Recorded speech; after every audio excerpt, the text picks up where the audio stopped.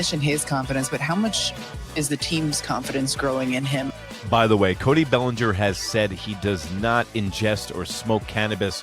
Yeah, and I'd like to sell you a bridge in Brooklyn. Look at those peepers. 750 milligrams. By the way, this is no hate. I encourage Cody Bellinger to take as much cannabis as possible because he has been a godsend for the New York Yankees, baseball player, and overall great temperament for the locker room. Just hope he won't cost over $178 million next year. I'm just waiting for Aaron Boone to get his post-game press conference go. Chisholm drives that in the air. Deep right. It is gone. Jazz Chisholm Jr. has done it again. Good evening and welcome to another installment of the New York Minute Sports Show. The Yankees play bully ball in the Bronx against the Nationals. We got highlights. We got Aaron Boone's post-game press conference. It's New York Minute Sports. It's New York sports for New York nuts. Don't forget to like. Don't forget to subscribe. Let's go! It's New York Minute Sports. It's New York Sports Talk for sports nuts. Well, there you go, guys. The Yankees win 10-5, and they were playing a bunch of bully ball in the Bronx tonight. And what I mean by that is the Yankees love to rough up competition that is less than them, and they love to pour on the runs on teams that are below 500, and that victim was the Washington Nationals in the Bronx tonight, and boy, did the Yankees eat on the Nationals pitching. The only difference between this team tonight and the team that lost 3 in a row to the Boston Red Sox is pressure, folks. Do you see what this team does in low-leverage situations? Do you see why this team has taken the personality of Devin low-leverage Williams? Because you notice how Devin Williams strikes out the side when he comes in the 6th inning with a 2-run cushion? Do you notice how the Yankees completely look like the 1998 Yankees when they play the Washington Nationals or somebody around their level of competition? The Yankees devour bad competition, and I said right here on this show that the Yankees can't help who's on the schedule. The Yankees can't help who they play in front of them, because we would be destroying them tonight if they did lose to the Nationals after the way they played against the Boston Red Sox over the weekend. But if you notice at the end of the game, when Dos Santos had a little bit of pressure, what happened? He gives up a grand slam. And I don't know about you. I was sitting on the couch. I wasn't worried. But the alarm bells were going off, and I was like, this cannot happen again. And the Yankees closed the door on tonight's game. And Jazz Chisholm smiling it up, been hitting the cover off the ball. But my question about Jazz Chisholm, condolences to his best friend who passed away, by the way. Do you think that the home run derby affected Jazz Chisholm up until this point? I know the performance of Jazz Chisholm in the home run derby was not good. It was a monumental failure, actually. He could have affected his swing to participate in the home run derby, and then it had reverberations for the next month and a half, because Jazz Chisholm was pretty much MIA since the All-Star break. And a lot of guys have been MIA since the All-Star break, like Jason Domínguez, who had his first home run since July 23rd tonight, and that's always a good sign for the New York Yankees. The high point of the night for me, and it was a real small victory, was the tag up from Caballero when the center fielder caught it in shallow center, and he hustled to third and tagged up. But this is what the Yankees have been missing all season. A tag up from second base and an athletic play. The only other guy I've seen is Jazz do that. Love Caballero. The only other guy that I've seen do that on this team this year and make an athletic play like that was Jazz Chisholm, and it's been twice. Caballero's been an excellent addition to this team, and I have Tampa Bay Rays fans in the comment section here and on Instagram on New York Minute. That's NEWYRKMIN on Instagram, saying that they are so sad that the Tampa Bay Rays lost Caballero. Ben Rice continues his hot ways with another big home run tonight. But guess what? One of the big stories is this is an appreciation post right now, folks. This is an appreciation post for two players. The first one tonight is Kam Schlitler. Where would the New York Yankees be without Kam Schlitler? This man is 2-2 with a 2.76 ERA, which is almost impossible pitching in Yankee Stadium and is not found a lot in Major League Baseball anymore. He's got a 130 whip. He has 46 strikeouts in 42 innings pitched.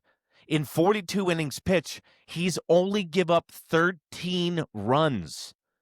This guy is 6'6", 225, and 24 years of age. He's locked up for the next 5 years at league minimum at $726,000. Are you excited about Kam Schlitler because you can see this guy growing in front of your eyes? The game is starting to slow down for him, and every time this guy goes out, he has the kind of stuff to throw a no-no and to shut teams down, especially in crunch time. Now, I am so excited for the future of the pitching staff of 26, but let's stick to this year.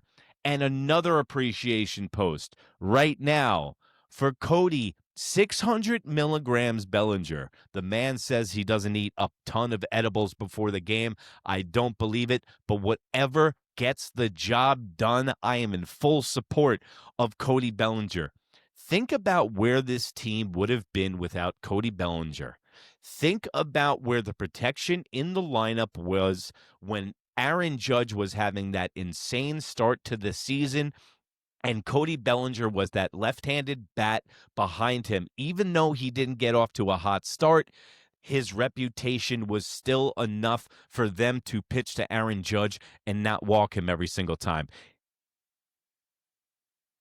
Proof of my formula that the only guys on this team I want on this team have not been developed by the New York Yankees farm system. Cody Bellinger is a baseball player.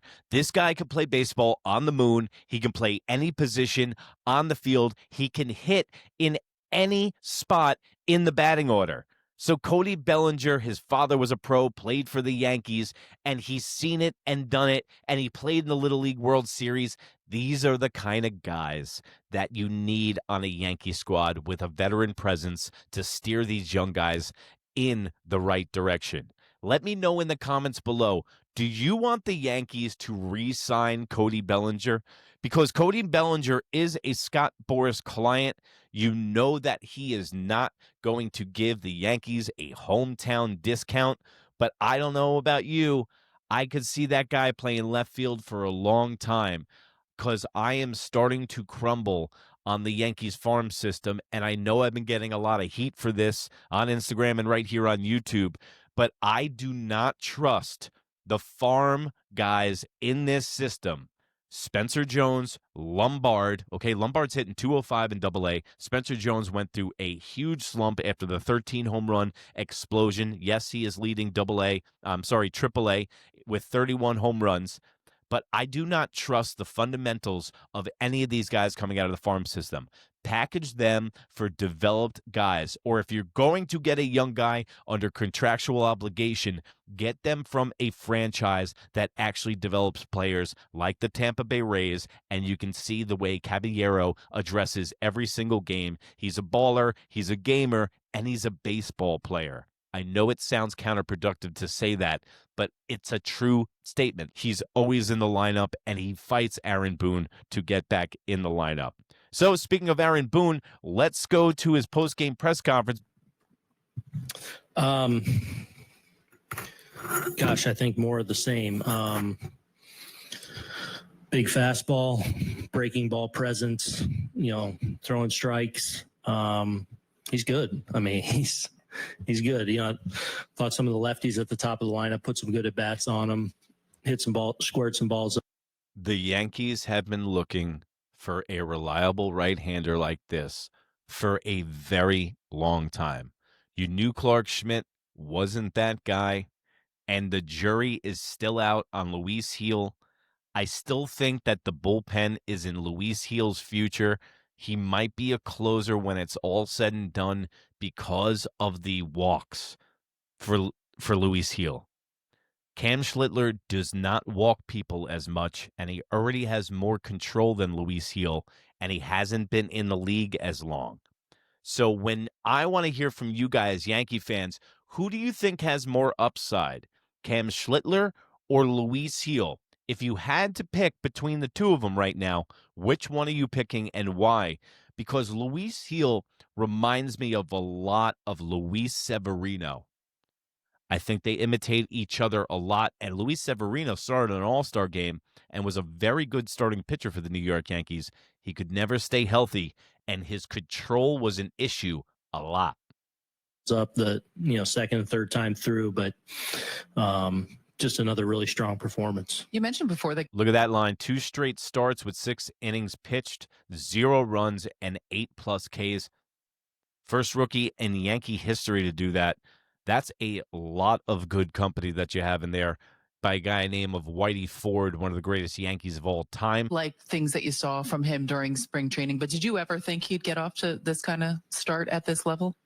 I mean, I don't know. It's baseball, so That's baseball, Susan. Boone, don't steal John Sterling's lines. It's not going to make us like you anymore. You're always going to be in for, I don't even want to go as far as to say he was unexpected because he's very highly thought of going into spring training. Opposing batting averages against in the last 5 starts, my statistics I gave before were for 8 starts. Batting average of 188 in his last 5 starts. Kam Schlitler is starting to figure it out, like I said. And guys, that is amazing for the Yankees going into the postseason because Carlos Rodon looks like he's business as usual. It looks like Max Fried figured something out against the Boston Red Sox. The Yankees just blew the game, which left a bad taste in their mouth. Will Warren didn't do the best. Tough spot for him, but I still believe in Will Warren. And Luis Gil is still getting the ring rust off. And still, he was down for a very long time and came back very late in the season. So he is technically still getting his reps. I don't know. It's baseball, so.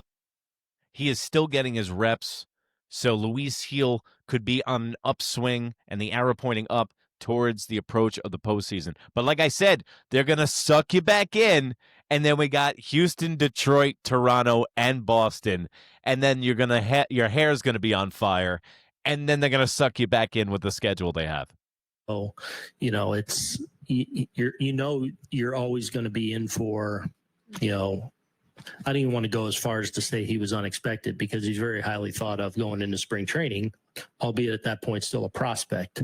He showed some really good things in spring training when he got real opportunities, and he's put together a great minor league season, earning his way up here, and he's continued that at the big league level. So, I think it's coming out of spring training, it's a pleasant surprise to say he's a key part of our rotation now going down the stretch. So 2 guys, Will Warren and Kam Schlitler, 2 guys we didn't even expect to see in the starting rotation this year and didn't think that we were going to need them. But guess what?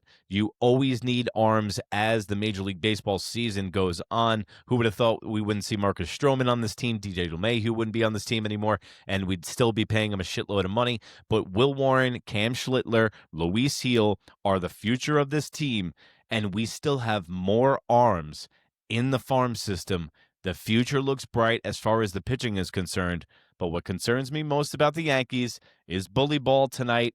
Empty calorie stats like they had tonight against the Nationals, and as soon as there was a little bit of pressure at the end of the game, they give up a grand slam. They make it a lot closer than they should have, and I feel really bad for anybody who had action on the game tonight on FanDuel or DraftKings who put heavy money on the shutout, and then at the end of the game, some garbage runs. Some people lost their house tonight, folks, and that's why I say Always gamble responsibly or don't gamble at all because it's not that great. But the Yankees are gambling with their future, and they did a good job tonight, but they need to keep it up. They need to go into next week 7-0 in this 7-game series against the Nationals and the White Sox, folks. And also, next week starts our football coverage, wall to wall. By the way, I forgot to mention, diehard Jet fan, gonna lose my goddamn mind. You think I lose my mind with the Yankees? Wait until the Jets trolley rolls into town with 4 wins this year. I'm gonna be covering the Giants, everything NFL, and we're also going to have the postseason rush right here with every post-game show for the New York Yankees, and we're going to be leading that right into New York Knicks season. It never ends here at New York Minute Sports, folks. There's always something to watch, there's always something to cheer about, and there's always something to complain about. And remember, if you can't be good, be bad, baby. Bye.